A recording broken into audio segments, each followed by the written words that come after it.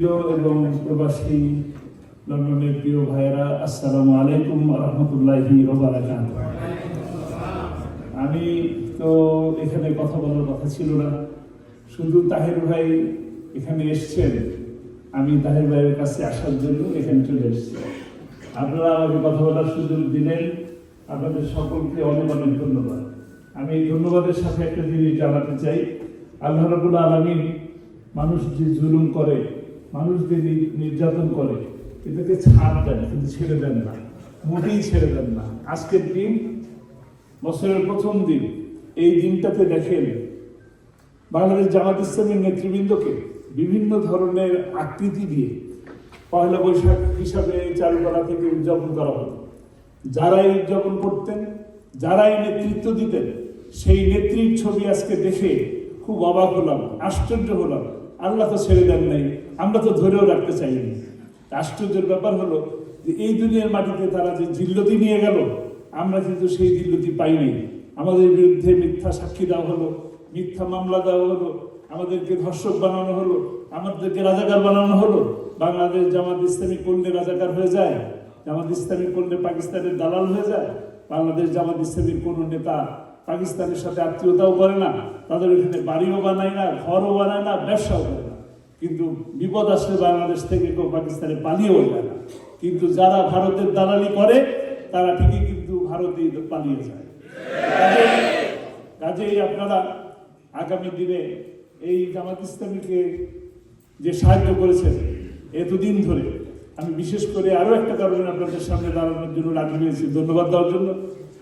যে 2010 সালের 29শে জুন আমাদের নেতৃবৃন্দকে গ্রেফতার করার পর থেকে বাংলাদেশে যেভাবে তার আন্দোলন হয়েছে, মুক্তির জন্য আন্দোলন হয়েছে, প্রতিবাদের জন্য আন্দোলন হয়েছে, সেই আন্দোলনের সাথে লন্ডনের এই মানুষগুলি একই রকম ভাবে আন্দোলনে অংশগ্রহণ করেছেন। বরঞ্চ কোনো কোনো ক্ষেত্রে আমরা বাংলাদেশে বসে যতটুকু আন্দোলন করতে পেরেছি তার থেকে অনেক বেশি শক্তভাবে, দৃঢ়ভাবে আপনারা আন্দোলন করতে পেরেছেন।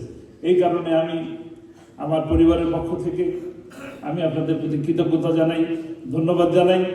আর সেই সাথে যে ব্যক্তিটার জন্য, ভালোবাসার জন্য, যে ব্যক্তির জন্য চোখের পানি ফেলে দোয়া করেছেন, মুক্তি চেয়েছেন, আল্লাহ রাব্বুল আলামিন তাকে দ্বারা যতটুকু খেদমত নেওয়া নিয়েছেন, আল্লাহ যেন তার সেই খেদমতগুলো কবুল করেন। তার এ স্বপ্ন ছিল, প্রতি মাহফিলের মধ্যে দুইটি কথা বারবার তিনি বলতেন।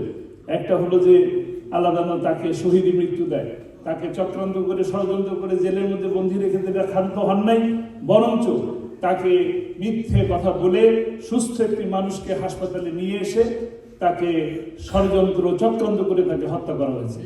আমরা মনে করি আল্লাহ তাআলা তাকে এই মৃত্যু, শহীদি শাহাদাতের মর্যাদা তাকে কবুল করবেন ইনশাআল্লাহ, আমিন। সেই সাথে তার আরেকটি স্বপ্ন ছিল কোরআনের রাজ প্রতিষ্ঠা হওয়া। কোরআনের রাজ প্রতিষ্ঠা হয়েছে, এই দৃশ্য দেখে তিনি মৃত্যুর কামনা করেছেন। আপনারা জানেন বাংলাদেশ সহ সারা বিশ্বের মানুষ এখন বলে যে আল্লামা সাঈদীর সমস্ত কথাই এখন একে একে সত্যি হয়ে যাচ্ছে। আমি বিশ্বাস করি, দৃঢ়ভাবে বিশ্বাস করি যে যেমন ভাবে সব কথা সত্যি হচ্ছে, ঠিক তেমনি ভাবে আগামী একটি দিন আসছে, কোরআনের দিন তৈরি হবে ইনশাআল্লাহ, কোরআনের বাংলাদেশ প্রতিষ্ঠা হবে। আল্লামা সাঈদীর প্রতিটি কথা যদি সত্য হয়, কোরআনের কথা যদি হয়, তবে এই কথাও সত্যি যে আগামী দিন যে সূর্য উঠবে সেটা ইসলামের সূর্য, আগামী দিনের যে পার্লামেন্ট হবে সেটা কোরআনের পার্লামেন্ট হবে ইনশাআল্লাহ। আপনারা অতীতে যে সহযোগিতা করেছেন, আগামীতেও একইভাবে বাংলাদেশ জামাত ইসলামীকে সহযোগিতা করবেন ইনশাআল্লাহ। জামাত ইসলামী প্রস্তুত, গোটা বাংলাদেশের মানুষ প্রস্তুত, গোটা বাংলাদেশের মানুষ দেখতে চায় আগামীতে বাংলাদেশ জাতীয় সংসদের লিডিংয়ে জামাত ইসলামী থাকবে ইনশাআল্লাহ। আপনারা সহযোগিতা করবেন, আপনাদের সহযোগিতা কামনা করে আমার কথা শেষ করছি। আসসালামু আলাইকুম ওয়া রাহমাতুল্লাহ।